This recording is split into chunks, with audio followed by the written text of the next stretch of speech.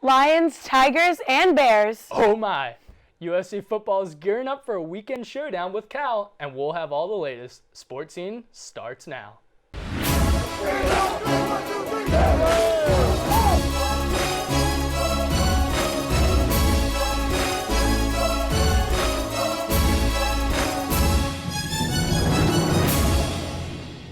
Welcome back into the luxurious Annenberg Media Center. I'm Connor McGlynn. And I'm Kristen Lago. USC is hitting the road to travel up the coast to take on Cal in what's shaping up to be a spooky showdown on Halloween. Both teams are vying for a spot in the Pac-12 championship, just past halfway through the season. And part of the reason why is USC's 42-24 win over then number 3 Utah on Saturday.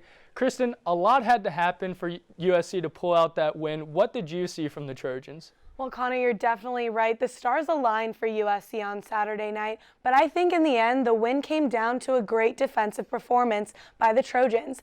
You can't talk about this win without mentioning true freshman linebacker Cameron Smith, who picked off Utah quarterback Travis Wilson 3 times.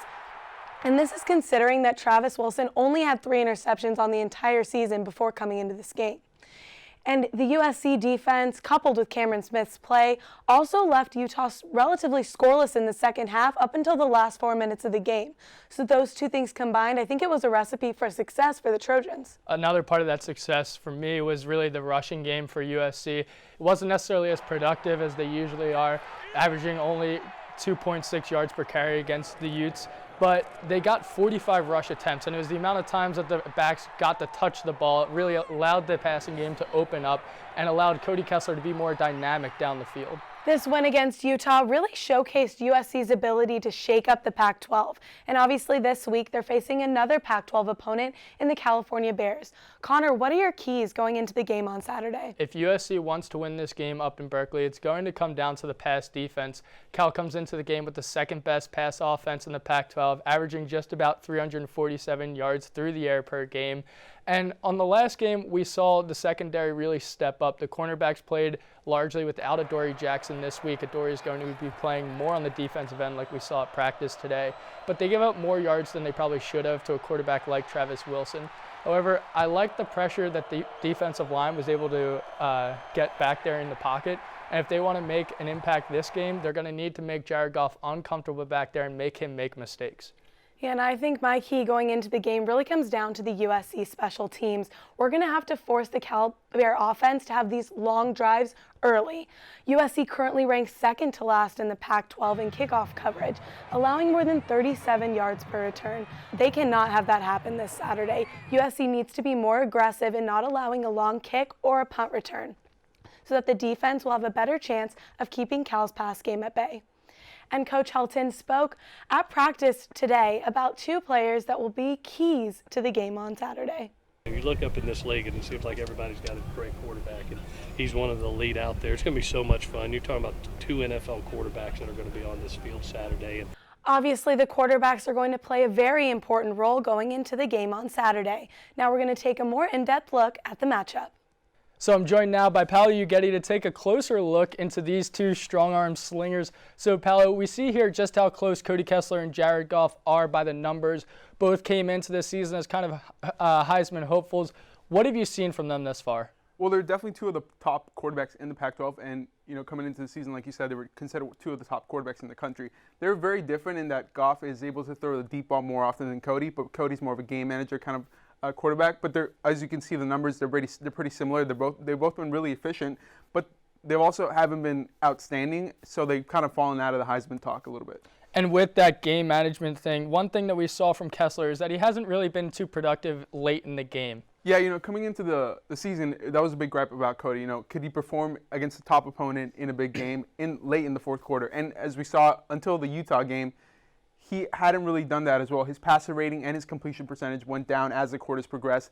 But against Utah, Coach Helton talked about how he was able to find the receivers, find Daquan Hampton and Juju Smith-Schuster over the middle for big passes that allowed them to get the win. So he's definitely improving in that sense. And one thing, Goff has been doing pretty well. He has 20 touchdowns this season, but we've seen him make some mistakes, which is what's hurt him in the Heisman run so far. It's really strange. Last season he ended up with only 7 interceptions throughout the whole season, and at this point he only had 3 interceptions. Now, because of that game against Utah, He had 5 picks in that game, and now he has 9 for the season, which is very uncharacteristic for him. Well, is that a problem of his issues or his wide receivers? Coach Helton said that Cal's wide receivers are probably the most talented they'll face this year, so it's interesting to see if Goff can bounce back from that. Definitely in that Utah game with the receivers, we saw a lot of balls hit off the hands of receivers, and that led to the interception. So the numbers are kind of skewed. But obviously, both of these quarterbacks are able to put up big numbers on the scoreboard. Time for your favorite segment, the little Paolo prediction. Let's see. Give me a little number. What's the final scoreboard going to look like? Let's go with, I think USC can go up to Cal and really have a big have a big game against the Bears. I'm going to say high scoring, 37-31 USC. So you think the quarterbacks are really going to be able to push it in? Yeah, definitely. I mean, this is a game that they've been hyping up as a quarterback matchup, so we'll see how they do in that. All right, so 37-31. Thanks, Paolo. Yeah. USC is going to need help protecting Kessler with all the injuries up front that they've been suffering. Now over to Jackson Safon for a closer look at how banged up the Trojans really are. After escaping the first 4 games relatively unscathed, the Trojans have been bit by the injury bug as of late. In fact, that's a bit of an understatement. Starting with the tough loss to Washington, USC lost starting center Max Turk and receiver Stephen Mitchell. Turk is out for the season with an ACL tear, and Stephen Mitchell has been out since with an ankle injury, although he's a game-time decision for this week. Receiver Isaac Whitney and running back Trey Madden both injured themselves in practice leading up to Notre Dame the following week, with Whitney breaking his collarbone and ending his season. Although Madden played against the Irish, he was limited and re-aggravated his knee injury. Receiver Darius Rogers was actually injured against ASU, but re-aggravated his hamstring injury against Notre Dame, while offensive tackle Chad Wheeler got a concussion during the game. Both are game-time decisions for this week, with Wheeler more likely to play. To top things off, starting right guard Toa Lobendon, who was filling in for Max Turk at center, tore his ACL against Utah and is out for the year, sending the Trojans to their third-string center. True freshman Marvell Tell was also injured this past weekend, breaking his clavicle. With 10 injuries to contributing players all coming within a span of 3 weeks, it's safe to say the Trojans have had their share of bad luck. I'm joined now by redshirt senior linebacker Lamar Dawson. Thanks for joining me today, Lamar. No problem. So what was the locker room like on Saturday night after taking down the number 3 team in the country? Oh, it was crazy. Everybody was hyped. Everybody was turned up. I mean, we were just excited to just get a win in the Coliseum and take down the number 3 team in the nation. Obviously, the defense played a huge role. You personally were all over the place. You had 4 tackles, pass breakup. What kind of clicked for you guys against the Utes? I just feel like at all levels, the defensive line, linebackers, and secondary, we just played as one unit. Everybody was just doing their assignment, and we just executed. With that linebacker core, obviously, Cam Smith really took the show. He had the 3 interceptions, a touchdown. Right, that was big. It was big. Everybody on the defensive side of the ball was excited for him. It was just great for him. What have you seen from him just as a freshman to show up and make all these big plays already? Oh, he's just been making a lot of plays, and he still has a lot of great football ahead of him. So, like I said, redshirt senior, you've been through a lot with this program so far, 4 different head coaches. What has this year's situation been like on you? I mean, we just been faced with a lot of adversity, and we just gotta keep our heads up and just keep fighting through and just keep working to the end of the season. Being one of the older guys on the team, how important is it to have these type of leaders for all the young guys? I mean, we just gotta show them the tradition, what we was taught when we came here, and just pass it along.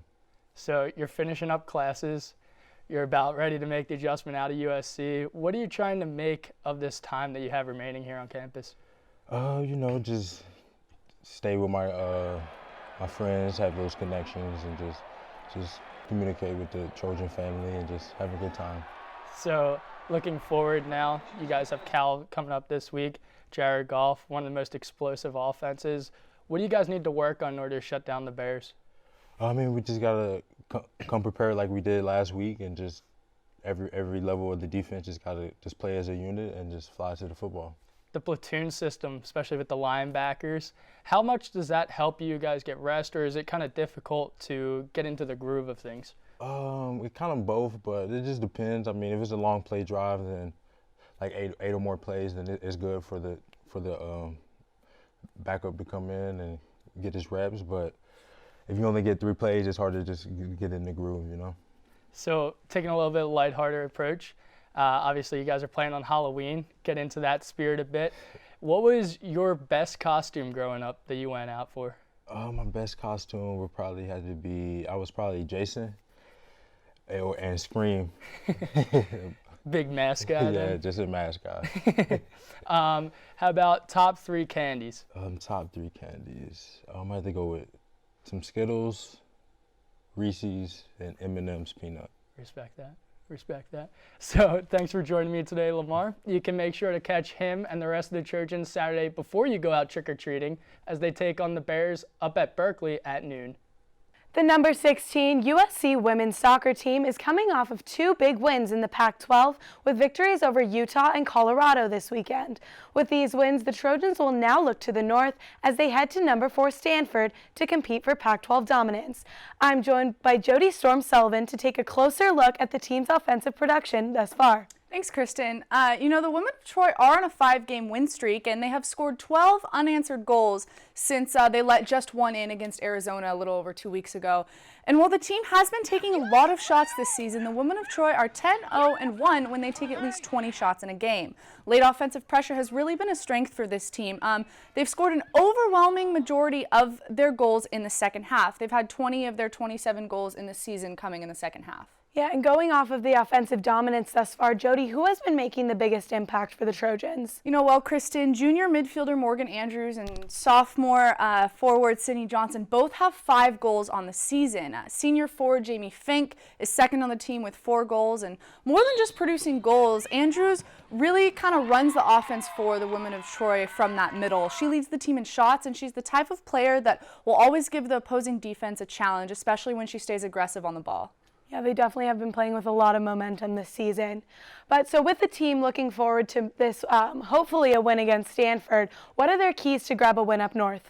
Well, the women of Troy will have to do what they do best, and that is play their game. When they play their game with confidence and with aggression, that really leads to solid wins on the pitch for them. Coach McAlpine has said that he has faith in this team and that he believes that they can really beat anyone in the country when they play their game. We got to keep building. We got to keep building from where we are. We've given ourselves a chance, and now you got Stanford standing in front of us, and they're top of the league, and we've got to bring the proper energy to the game. While offensive strength has really been a key point to their game this season, their defense has really been the backbone, that kind of workforce that just stays and powers the team through all of their games. And with redshirt junior goalie Sammy Jo Prudhomme, she has 8 clean sheets this season. Both her and the back line have really started to gel and come together and really play as a unit and provide that defensive strength for the team. And with all the success that they've been having, they're coming into their own, peaking at the right time in the season. And when they head up to play Stanford on Thursday, they'll really give the Cardinal a run for their money and fight for that top spot in the Pac-12. Yeah, and thanks, Jody. The women of Troy will finish off their season with 3 games on the road, starting with that Pac-12 showdown on Stanford on Thursday night. Now let's toss it over to Savannah for a look at the other USC sports teams on campus. Thanks, Kristen. I'm bringing you the latest updates from the court and in the water. It's time to light the torch. The women's tennis team held their 4th annual Rose Cup fundraiser on Sunday, benefiting the USC Norris Cancer Center. The women of Troy welcomed athletes from other USC sports to play in a doubles tournament, and the fundraiser raised over $5,000. While the women of Troy don't have a team event this weekend, they're sending freshman Jessica Fela to Waco, Texas to play in a professional event. Jessica's teammates won't be there to support her, but she's preparing the same way she does for all of her tournaments. I actually think of it all as the same every time I step on the court, whether if it's the juniors or college or a pro match, just to play the ball and do my best. The California native will be a long way from home, but hopes to kickstart her college career with a win.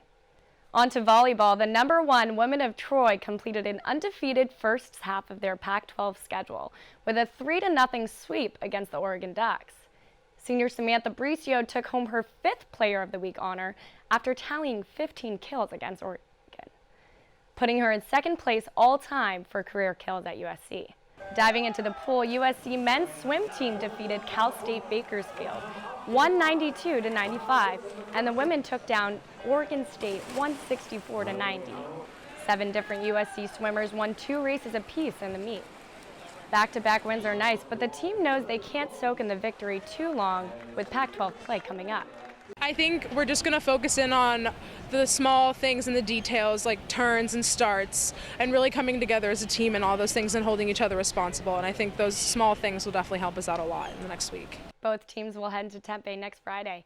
Drawing off from the pool and headed into the stands, here's Haley with some social media celebrations. Well, it was a busy weekend for the Trojan family, and as always, we've got you covered all over social media. In honor of Trojan Family Weekend last week, here's a special shout out to freshman linebacker Osa Messina, whose mom was a bit caught in between during the USC-Utah game.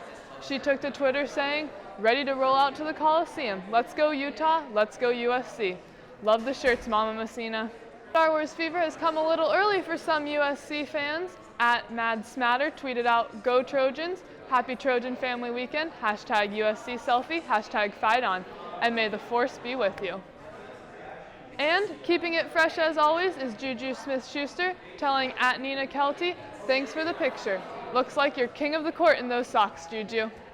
Well, that's the latest from all over the social media scene this week. Now to you, Kristen, for the ultimate conclusion. Thanks, Haley. You heard Lamar Dawson's candy rankings earlier, and to get into the Halloween spirit here at Sports Scene, we wanted to bring you our power rankings to help you figure out what to pass out around the neighborhood. It looks like this Halloween, Twix is the candy of choice, coming in on 5 out of 6 top 5 lists. Next up on your shopping list should be Starbursts and Milky Ways. To find out what you shouldn't be handing out, look no further than Connor's power rankings, which include the often forgotten Heath Bars and Butterfingers. Oh, man. Sorry, Connor. Oh, man. Heath Bar till the day I die. You got to go with the Heath Bar. No, the rankings don't lie. Oh. Sorry. My hips Well, don't lie. that's all we've got for you today. Thanks for joining us. Make sure to tune in next week as USC football prepares for homecoming against Arizona. And women's soccer's battle with the Bruins. Have a happy Halloween, everyone.